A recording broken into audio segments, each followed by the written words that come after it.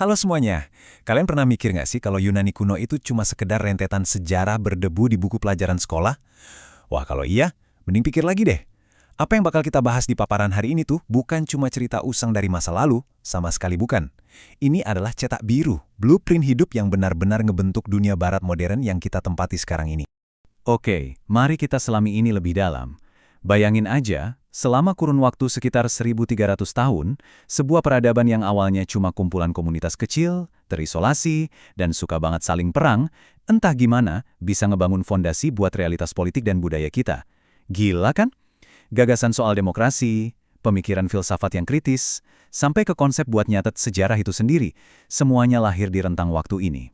Biar gampang, kita bakal bedah sejarah padat ini ke 5 bagian utama.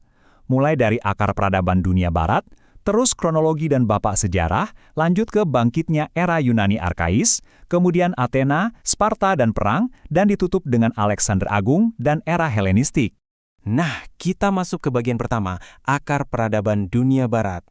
Sebelum kita ngomongin timeline peristiwanya, kita harus paham dulu nih seberapa mendasar peradaban ini buat kehidupan kita sekarang.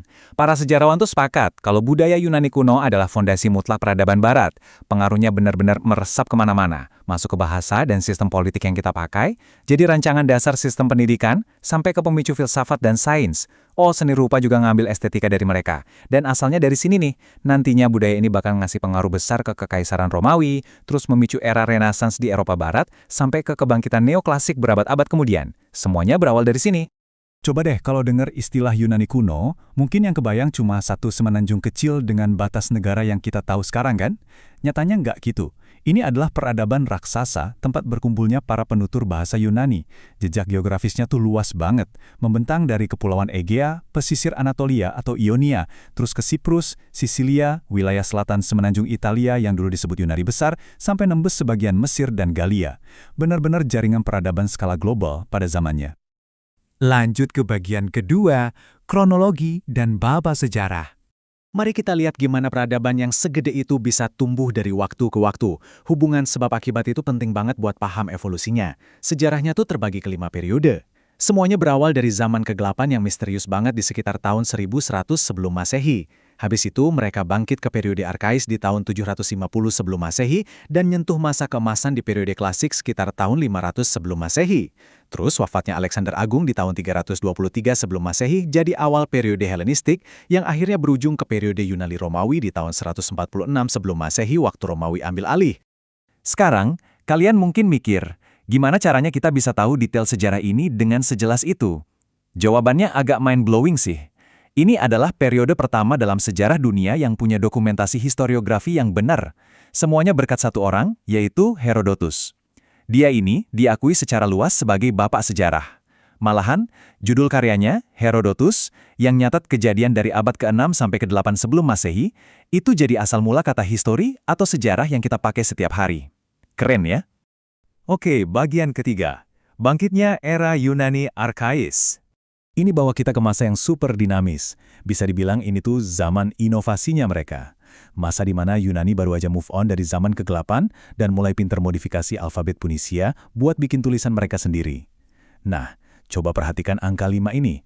Angka ini punya cerita luar biasa soal lonjakan kemakmuran. Kenapa 5? Karena ada studi yang memperkirakan kalau dari tahun 800 sampai 300 sebelum Masehi, ukuran rata-rata rumah tangga di Yunani itu membesar sampai 5 kali lipat. Bayangin aja. Ini bukti nyata adanya ledakan ekonomi besar-besaran. Standar hidup meroket dan bikin warganya cepat nyebar buat bikin koloni-koloni baru. Tapi ya, pertumbuhan yang terlalu cepat itu pasti selalu bawa masalah baru. Kayak efek domino gitu. Coba kita urutkan. Pertama, pertumbuhan ekonomi yang masif ini ngelahirin kelas saudagar yang super kaya. Terus, para saudagar ini mulai berani nantang kelompok aristokrat yang selama ini pegang kendali. Nah, perebutan kekuasaan ini ditambah lahan yang makin sempit gara-gara populasi membludak, bikin munculnya tokoh-tokoh populis yang disebut tiran, yang artinya penguasa tidak sah. Pada puncaknya, konflik antar kelas ini maksa mereka buat ngelakuin perombakan masyarakat dan reformasi politik yang benar-benar revolusioner. Ketegangan ini akhirnya melahirkan dua solusi yang beda banget bagai bumi dan langit di dua negara kota terkuat. Di satu sisi, ada Sparta yang berubah jadi mesin militer, mereka menaklukkan wilayah Mesenia, jadiin penduduknya budak yang disebut Helot buat ngurus pertanian. Sementara itu, semua pria Sparta dipaksa latihan jadi prajurit seumur hidup di bawah reformasi Lykurgos cuma buat mastiin nggak ada pemberontakan. Bener-bener penyetaraan lewat militer. Di sisi lain, Athena yang lagi krisis pertanian milih jalan yang lebih progresif. Tokoh kayak Solon bikin reformasi buat rakyat miskin yang nantinya disempurnakan sama Clisthenes dengan ngebangun kesetaraan politik alias demokrasi. Ironisnya nih, salah satu alasan Athena bikin demokrasi itu justru biar mereka bisa bersatu dan nolak campur tangan Sparta. Masuk ke bagian keempat, Athena, Sparta, dan perang. Persaingan mematikan dari dua ideologi yang beda ini jadi latar sempurna buat drama terbesar di era klasik. Rivalitas mereka sempat dipaus sebentar buat ngadepin ancaman raksasa dari luar. Pertama, Perang Persia. Orang-orang Yunani secara luar biasa bersatu buat ngusir invasi kekaisaran Persia di pertempuran legendaris kayak Marathon, Thermopylae, dan Salamis. Tapi sayangnya, kemenangan ini bikin Athena jadi terlalu dominan sampai bisa mimpin aliansi kuat bernama Liga Delos. Sparta jelas merasa terancam dong. Akhirnya terjadilah langkah ketiga, Perang Peloponnesos. Ini perang saudara yang brutal banget. Dan ujung-ujungnya, raksasa maritim itu tumbang. Sparta ngepung dan bikin Athena kelaparan sampai terpaksa nyerah tanpa syarat di tahun 404 sebelum Masehi. Terus, gimana ceritanya Athena yang sekuat itu bisa hancur lebur? Gini, di tahun 430 sebelum Masehi, ada wabah penyakit parah banget yang nyapu kota dan bunuh sepertiga dari total warganya. Parahnya lagi, pemimpin paling brilian mereka, Perikles, juga meninggal gara-gara wabah ini.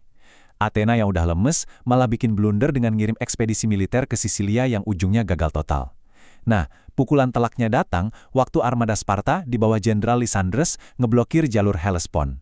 Ini otomatis mutus 100% pasukan makanan ke Athena.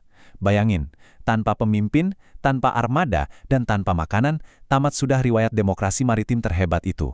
Tapi tunggu dulu, kemenangan Sparta itu cuma ilusi sementara. Masuk ke abad keempat sebelum Masehi, Yunani itu jatuhnya cuma kayak pintu puter buat kekuatan-kekuatan yang gagal. Kenapa? Karena Sparta ternyata nggak punya skill administratif buat ngelola wilayah jajahan yang luas itu. Belum lagi populasi mereka yang makin menyusut. Kekuasaan memang sempat pindah sebentar ke tangan kota Thebes setelah pertempuran di Leoktra tahun 371 sebelum Masehi, tapi ya itu umurnya pendek banget. Perang saudara yang gak kelar-kelar ini benar-benar nguras energi dan darah seluruh daratan Yunani. Dan kita sampai di bagian kelima, Alexander Agung dan era Helenistik. Kondisi negara-negara kota yang kelelahan parah ini malah jadi celah emas buat tetangga utara mereka yang ambisius. Jadi, poin krusial yang bisa kita tarik di sini adalah naiknya kerajaan Makedonia. Raja Philippos II awalnya ngerombak pasukannya jadi kekuatan militer super inovatif.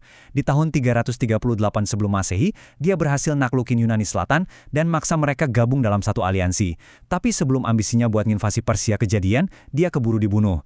Tongkat estafet jatuh ke putranya yang masih muda, Alexander Agung. Dan dia nggak cuma nerusin rencana ayahnya, dia beneran ngancurin kekaisaran Achaemenida di Persia sampai tak bersisa. Dia dorong militer Yunani ke titik puncaknya yang belum pernah ada sebelumnya di tahun 323 sebelum Masehi.